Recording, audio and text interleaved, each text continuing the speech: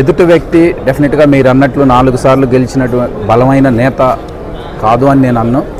కానీ ఎంతటి బలమైనాడు సరే ప్రజలు కోరుకుంటేనే నాయకుడు అవుతారండి.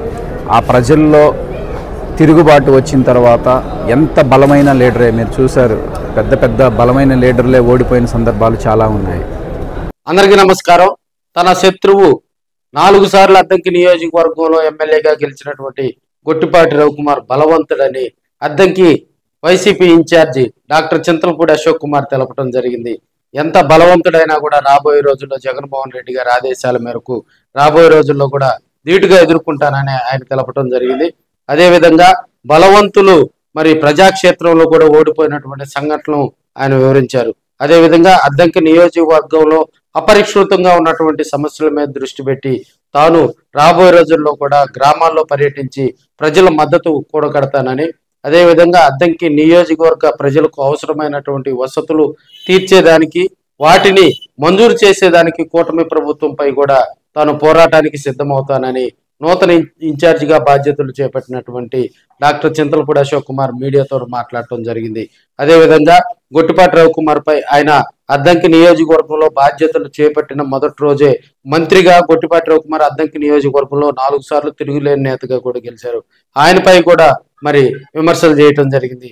రాబోయే రోజుల్లో గొట్టిపాటి రవికుమార్ ను అశోక్ కుమార్ ఆపగలడా? ఎందుకంటే 4 సార్లు విజయదుందుబి మోగించి మంచి ఊపులో ఉన్నటువంటి గొట్టిపాటి రవికుమార్ ఇప్పుడున్న పరిస్థితుల్లో కూడా తెలుగుదేశం పార్టీ కేబినెట్ లో ఆయనకంటూ ఒక బ్రాండ్ ఉంది. అద్దంకి నియోజకవర్గంలో కమ్మ సామాజిక వర్గంలో కూడా గొట్టిపాటి రవికుమార్ కు ఒక బ్రాండ్ ఉంది. అటు పెద్దాయన బలరాం గారు కానీ వైవి సుబ్బారెడ్డి మద్దతు గనక అశోక్ కుమార్ కు తోడైతే రాబోయే రోజుల్లో కూడా అద్దంకిలో అద్భుతాలు జరుగుతాయని కొంతమంది రాజకీయ విశ్లేషకులు చెప్తా ఉన్నారు. చూద్దాం. మరి ఆశ ఉన్నోళ్ళు ఏంటంటే గెలుస్తామా ఓడిపోతామా అని భయపడుతూ ఉంటారు. నేను ఓన్లీ ఆశయం కోసమే వచ్చాను.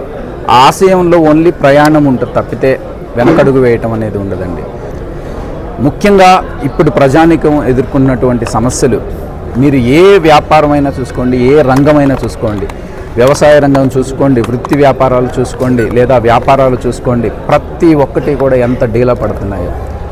ఎప్పుడైనా ఒక దేశ ప్రగతి అనేది ఒక వ్యక్తి ఎంత ఖర్చు పెట్టగలడు, ఎంత పర్చేస్ చేయగలడు అనే దాని మీద డిసైడ్ అవుతుందండి. అలాంటి దాన్ని పెంచి డెఫినెట్గా రాష్ట్ర అభివృద్ధికి ఎంతో ప్రగతి చేశారనమాట. కానీ ఇప్పుడు మీరు చూసుకున్నటువంటి అంటే వ్యవసాయ రంగంలో కుదేలైపోయింది. కనీసం యూరియా కూడా ఇవ్వలేనటువంటి స్టేజ్లో ఈ ప్రభుత్వం ఉంది. ఇచ్చిన ప్రతి హామీ తుంగలో తొక్కుతున్నారు. మీరు చూసుకున్నట్టయితే ఆడబిడ్డ నిధి కానివ్వండి, నిరుద్యోగ వృత్తి కానివ్వండి, ఏది కూడా అమలు చేయలేని స్టేజ్లో ఉన్నారు. ఇప్పటి వరకు ప్రపంచ చరిత్రలోనే ఎవ్వరూ తీసుకురానటువంటి ఒక గొప్ప పథకం ఆరోగ్యశ్రీ అనే ఒక పథకాన్ని వైఎస్ రాజశేఖర రెడ్డి గారు తీసుకొచ్చారండి. అలాంటి పథకాన్ని వైఎస్ జగన్మోహన్ రెడ్డి గారు ప్రతి కుటుంబానికి 25 లక్షలు పెంచుతూ ఒక గొప్ప అవకాశం ఇచ్చారు. కానీ ఇప్పుడు ఈ ప్రభుత్వం ఏం